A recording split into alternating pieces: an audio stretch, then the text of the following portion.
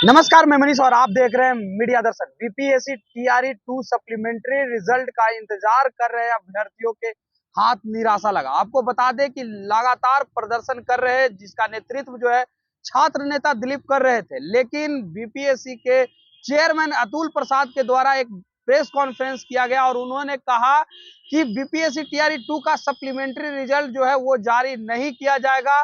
BPSC TRE 3 यानी third phase का जो परीक्षा होगा उसी को सप्लीमेंट्री एग्जाम समझ लिया जाए।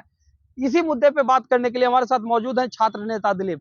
क्या लगता है सर, अतुल प्रसाद ने प्रेस कॉन्फ्रेंस किया और कहा कि सप्लीमेंट्री रिजल्ट अब जारी नहीं होंगे, इसी को सप्लीमेंट्री एग्जाम समझ लिया जाए। इससे तो साफ जाहिर होता है कि नोटिफिकेशन का कोई महत्व ही नहीं रहा। देखिए, अतुल प्रसाद सर वही बात बोले हैं जो सरकार की भाषा है। उन्होंने ये भी कहा होगा कि यह एक ब्यूरोक्रेट का बयान है। तो ये स्पष्ट है कि जो सरकार का जो पक्ष है उसी को उन्होंने रखा है।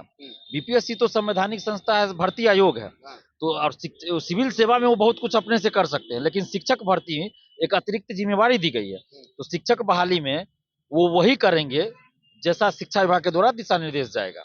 तो शिक्षा विभाग ने मना कर दिया सप्लीमेंट्री रिजल्ट देने से, तो कैसे देंगे? ईबीसी बीसी वेलफेयर ने मना नहीं किया, तो उसका तो रिजल्ट जारी हुआ टीआरई 2.0 का। तो इसीलिए हम कह रहे हैं कि शिक्षा विभाग ने मना किया तो नहीं दिए बीपीएससी के चेयरमैन ने। अगर शिक्षा विभाग कह दिया अभी तो अभी जारी हो जाएगा रिजल्ट, लेकिन शिक्षा विभाग ने मना किया है, यानी सरकार ने मना किया है।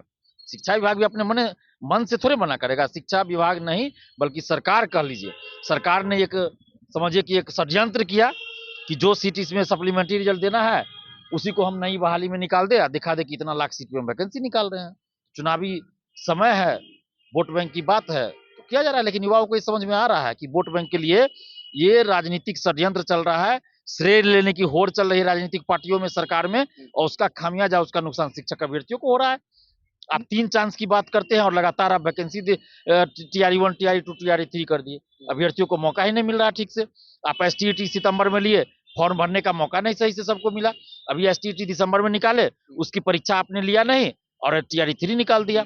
सीटेट का अभी रिजल्ट नहीं आया और आप टीआरई 3 का निकाल दिए। 22-24 सेशन का अभी एग्जाम होगा, रिजल्ट आएगा। पहले आपने कहा था वो लोग भरेंगे टीआरई 3 में, अभी आप पहले निकाल दिए। तो अभी कम से कम आप सीटेट, एसटीईटी और डीएलएड 22-24 सेशन को दीजिए मौका अपियरिंग में फॉर्म भरने का। क्यों नहीं दीजिएगा? अब दीजिए। तो क्या लग रहा है, आखिर नीतीश कुमार जो है वो बार बार पलटी मार रहे हैं, कभी वो आरजेडी के साथ रह रहे हैं, कभी वो बीजेपी के साथ जा रहे हैं, जिसके वजह से छात्रों को बहुत ज्यादा नुकसान झेलना पड़ रहा है।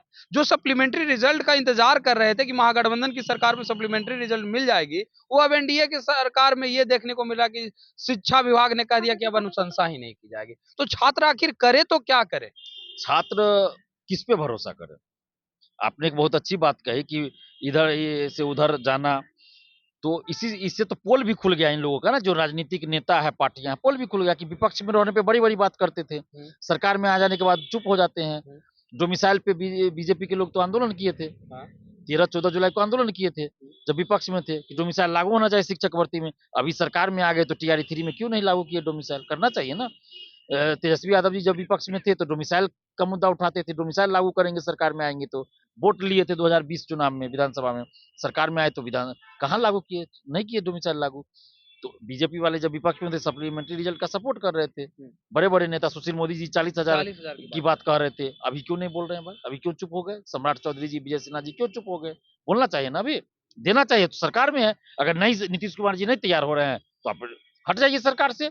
हम लोग आपके पक्ष में खड़े होंगे, लड़ेंगे आपके लिए, आपको वोट दिलाएंगे, प्रचार करेंगे आपका। दिखाइए इच्छा शक्ति, दिखाइए कि हमको कुर्सी का लालच नहीं है, हम बिहार के छात्र युवाओं के साथ खड़े हैं। अब कहिए एक बार कि सप्लीमेंट्री रिजल्ट जारी हो, डोमिसाइल लागू हो, टीआरई 3 में एसटीईटी और सीटेट वाले को अपियरिंग में मौका मिले, डीएलएड 22-24 को मौका मिले। अगर नीतीश जी तैयार नहीं होते हैं तो बीजेपी वाले हट जाए, सरकार से समर्थन वापस ले ले, हम लोग उनके लिए प्रचार करेंगे, घर घर जाके वोट मांगेंगे बीजेपी वालों के लिए। करे, दिखाई इच्छा शक्ति। अगर ऐसा नहीं करते तो इसका मतलब जब विपक्ष में थे तो सिर्फ दिखाने के लिए बोलते थे, सहानुभूति जताने के लिए, वोट बैंक के लिए बोलते थे। अब सरकार में आ गए तो कोई मतलब नहीं रहा। आपके नेतृत्व में लगातार प्रदर्शन भी हुआ, अभ्यर्थी कभी विजय सिन्हा से तो कभी सम्राट चौधरी से मुलाकात भी किए, उन्होंने आश्वासन भी दिया था, लेकिन अब उस आश्वासन पे पूर्ण विराम लगता दिख रहा है, क्योंकि अब आयोग के अध्यक्ष ने भी कह दिया कि ब्यूरोक्रेट्स की तरफ से आदेश था, इस वजह से ये फैसला लेना पड़ा। तो क्यों सरकार अपने लाभ के वजह से छात्रों के भविष्य को अधर में अटका दे रही? देखिए अतुल प्रसाद जी ने जो भी कहा वो उनका अभी के सिचुएशन के अनुसार बयान है। अगर सरकार ये कह दे फिर कि नहीं सप्लीमेंट्री रिजल्ट जारी करना है तो फिर जारी हो जाएगा सप्लीमेंट्री रिजल्ट, क्योंकि पहले कहा गया था कि जारी होना है। तो अतुल सर ने ट्वीट भी किया था, फिर बाद में शिक्षा विभाग ने सरकार के कहने पे मना कर दिया, तो ये भी नहीं देंगे रिजल्ट। ये तो सरकार के ऊपर है ना, सरकार कह दे तो तुरंत रिजल्ट जारी होगा। तो फिर नहीं, आखिर नीतीश कुमार ने भरे मंच से ये कहा था कि सप्लीमेंट्री रिजल्ट जारी की जाएगी। जल्द जारी होगा, हाँ, ये यही लाइन कहा था 13 जनवरी को आपका गांधी मैदान से, तो जारी होना चाहिए ना। क्यों आपने कहा भाई आज 5 दिन में 6 दिन में आप बातों से आपका शिक्षा विभाग मुकर रहा है, यानी एक मुख्यमंत्री की कही गई बातों की अवहेलना की जा रही है। तो ये जो चालाकी की जा रही है ना कि सप्लीमेंट्री रिजल्ट में 14-17 हजार देना है तो वही सीट टीआरई 3 में जोड़ के निकाल दिया, दिखा दे कि हम इतना लाख वैकेंसी निकाले, तो ये समझ में आ रहा है युवाओं को, और किसी भी नेता पार्टी पे भरोसा नहीं रहा। इसलिए अब हम लोग नोटा बटन दबाने का सोच रहे हैं। बिहार के समस्त युवा छात्र नोटा बटन दबाएंगे। हम तो अपील करेंगे आम जनता से भी, जो छात्र युवाओं के परिवार वाले हैं, रिश्तेदार है, दोस्त है, सबसे एक अपील करेंगे नोटा बटन दबाइए, किसी को वोट नहीं दीजिए। किसी को तब इन लोगों को पता चलेगा छात्र शक्ति, यूथ पावर क्या है, स्टूडेंट पावर क्या है, तब पता चलेगा।